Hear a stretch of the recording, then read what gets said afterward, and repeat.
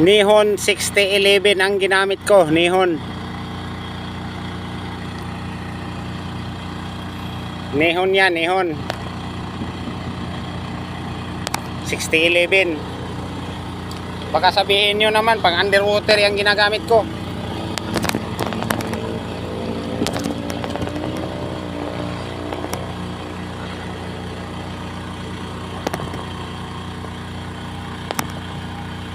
Nihon 6011.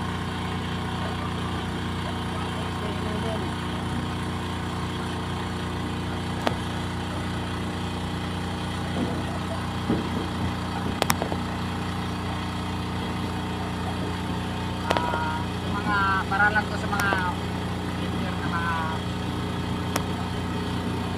ano. Okay. Tayo matakot pag nahulog yung handle.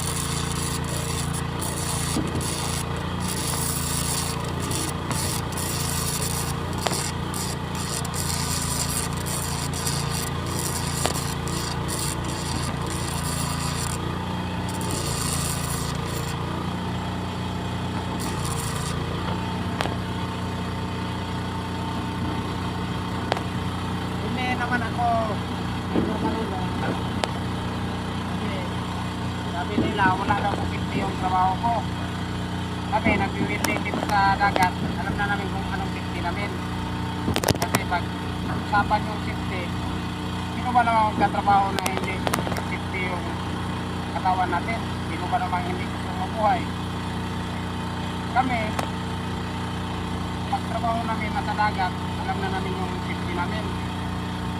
Ito, sample ko lang sa mga hindi nakaranas ganito sa akin mag-welding sa tubig.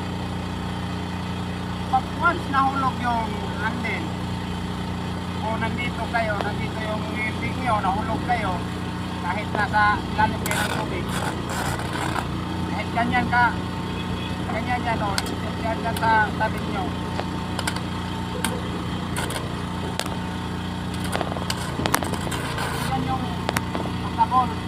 kahit mahulog yan dyan, walang kurente yan, 1 feet ang layo sa katawan mo. Hindi, wag mo lang hawakan ito, wag mo lang didikit dito yung katawan mo, saka wag kang magpanik sa mga welder na katulad ko na nasa tubig sa dagat.